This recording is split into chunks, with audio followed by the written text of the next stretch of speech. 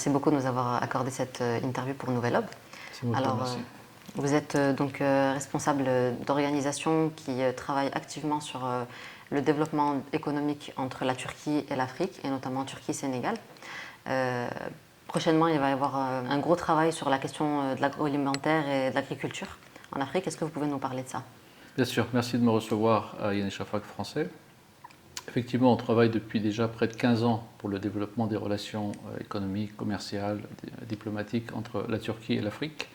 Il faut savoir que c'est un thème central puisque depuis notamment 1998 et 2005, la Turquie a une action très importante en Afrique pour développer les relations à tout point de vue. On a dans le domaine comme les infrastructures, comme l'énergie, comme le textile, comme les machines, nous avons atteint un niveau maintenant très intéressant. À savoir que par exemple, entre 2010 et 2020, pour donner un ordre d'idée, nos échanges commerciaux ont été multipliés par 300. C'est-à-dire qu'on est passé de 10 milliards à 40 milliards de dollars, ce qui est très important.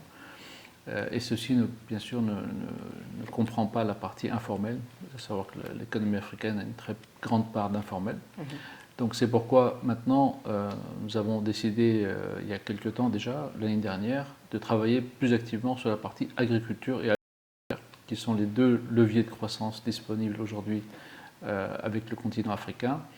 Mais ce ne sont pas seulement des leviers de croissance, c'est également un secteur très stratégique qui apporte de la croissance, mais qui aussi apporte la sécurité alimentaire et qui apporte aux populations d'Afrique de l'Ouest, mais également de Turquie, une manière plus saine de se nourrir, d'échanger, mais également à travers tout ce que cela implique en termes logistiques, en termes d'énergie et tout ce qui va autour, qui sont vraiment des facteurs de développement. Et l'objectif, c'est un développement mutuel entre les deux parties.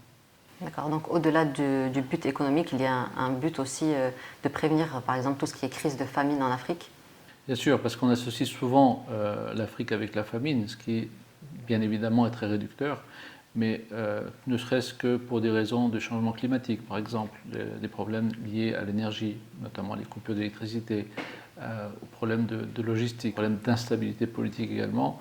On a souvent des cas de famine ou de malnutrition liés justement à ces problèmes d'agriculture et d'agroalimentaire. Donc, bien évidemment, quand on parle de sécurité alimentaire, l'objectif, c'est d'arriver à ce développement qui va permettre justement de dépasser cette image qu'on a, qui est assez négative.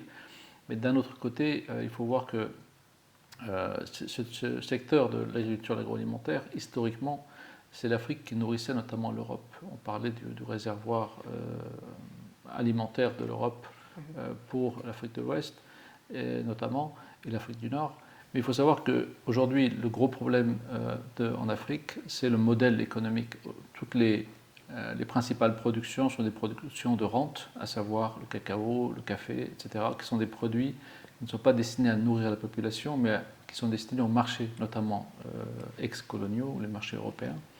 Et si vous ajoutez à ça le fait que, avec l'urbanisation, l'Afrique est le continent où l'urbanisation se développe le plus rapidement, et le fait que cette population rurale qui va dans les villes, Lagos au Nigeria, c'est plus de 20 millions d'habitants, ne va pas dans une zone industrialisée. Donc c'est un sous-emploi qui est créé. Mais d'un autre côté, ces villes immenses qui sont en train de se mettre en place, ont des besoins en agroalimentaire. Donc vous avez d'une partie la population qui va dans les villes pour trouver du travail mais qui n'en a pas. Mais cet exode rural fait que la production diminue. Donc vous avez ce problème dans les deux sens, ce qu'on appelle un exode sans industrialisation. Et il faut savoir qu'à 2030, on estime à 1000 milliards de dollars le marché agroalimentaire d'Afrique, et ce qui est énorme. Même actuellement, l'Afrique importe près de 500 milliards, ce qui est énorme au vu du budget du continent et des ressources. Donc cet aspect malnutrition, ces problèmes liés à l'alimentaire et l'agroalimentaire en général, l'Afrique de l'Ouest a le potentiel en fait, puisqu'il y a la pluviométrie. Il faut savoir que 60% des terres agricoles disponibles se trouvent en Afrique, ce qui est énorme. C'est-à-dire que tous les autres continents sont saturés en termes Dans le monde, d'usage. 60%. 60% des terres agricoles disponibles sont en Afrique, ce qui est énorme. Donc le modèle en fait économique agricole doit changer. Par exemple, il y a une tradition pastorale qui est très importante en Afrique. L'élevage dans des pays comme le Niger, comme le Mali, sont toujours encore aujourd'hui très développés. Mais le déficit de viande, le déficit dans le domaine pastoral est aussi important. Donc il y a vraiment un problème de modèle économique et c'est pour ça qu'on doit travailler à développer ce secteur aujourd'hui prioritairement et c'est l'objet de notre action.